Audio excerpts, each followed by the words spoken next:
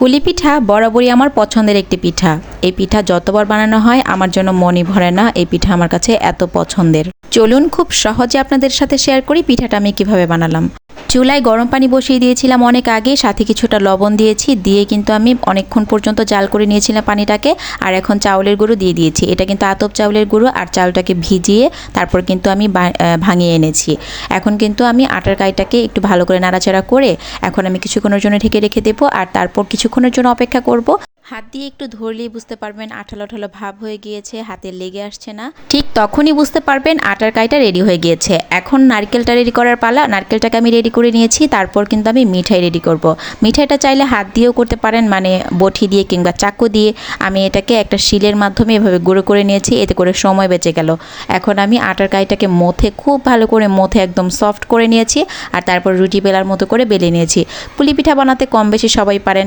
এই ডিজাইন দেওয়া আপনারা সবাই পারবেন, এত সহজ। চামচের উল্টো সাইড দিয়ে আমি ডিজাইনটা করে নিয়েছি, কিংবা হাত দিয়ে চেপে চেপে একদমই সহজভাবে কিন্তু আপনারা ডিজাইন করতে পারবেন। একটা গ্লাস দিয়ে কেটে নেবেন, চাইলে একটা স্টিলের গ্লাসও নিতে পারেন।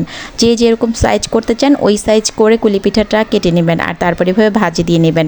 একদমই সহজ আর ইজিভাবে আমার কুলি পিঠার অনেকগুলো রেসিপি দেওয়া আছে, চাইলেই কিন্তু দেখে নিতে পারেন। আমার পেজে সব ধরনের পিঠা দেওয়া আছে, আপনারা যেটা ইচ্ছা এই সেটি কিন্তু দেখে বানাতে পারেন। আর আমার পেজটা ফলো দিয়ে আমার পেজের পাশে থাকবেন। সবাই আমার জন্য দোয়া করবেন যাতে আমি আরও ভালো ভালো নতুন নতুন রেসিপি এই শীতে আপনাদেরকে উপহার দিতে পারি।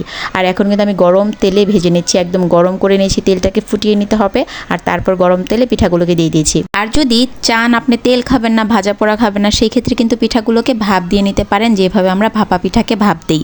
তেলে ভাজা পিঠাটা খেতে একটু বেশি মজা, আর যেটা ভাপ দেওয়া হয় ওইটা খেতে এত একটা ভালো লাগে না। আবার তাওয়ায় যে ছেঁকে নেয় ওইটা খেতেও ভালো লাগে। তবে আমার কাছে সব থেকে বেশি ভালো লাগে তেলে ভাজাটা। এটা অনেক বেশি মুচমুচে হয়, ক্রিস্পি হয়, আর পরদিন পর্যন্ত একদমই মুচমুচে থাকে, খেতে খুব ভালো লাগে আমার কাছে। পার্সোনালি আপনাদের কাছে কেমন লাগে অবশ্যই জানাবেন। আর তেলে কিন্তু আমি সবগুলো পিঠা একে একে ভেজে নিয়েছি।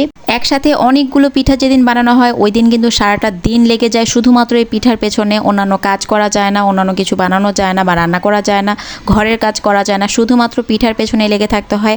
আমি কিন্তু এই সারাটা বিকাল এই পিঠার পেছনে লেগেছিলাম, সারাদিনই পিঠা করলাম আজকে। আপনারা কিন্তু একটা কাজ করবেন, নারকেলটা কুড়িয়ে আগিয়ে রেখে দিবেন, তাহলে নারকেল কোরানোর একটা ঝামেলা শেষ হয়ে গেল। মিঠাইটাকে গুঁড়ো করে রেখে দিবেন একটা বক্সে করে, তাহলে কিন্তু সব কাজই এগিয়ে যাবে।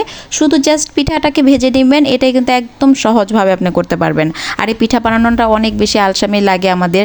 শীতকাল চলে এসেছে, অনেক বাসায় পিঠাপুলি বানানো হয়, ঘ্রাণটা আমাদের বাসায় চলে আসে। সবাই শীতকে অনেক বেশি উপভোগ করুন যে যার মতো করে। সবাই ভালো থাকবেন, আর আমার জন্য অনেক অনেক দোয়া করবেন। দেখা হচ্ছে নতুন কোনো ভিডিও বা নতুন কোনো রেসিপি নিয়ে। আল্লাহ হাফেজ, আসসালামু আলাইকুম।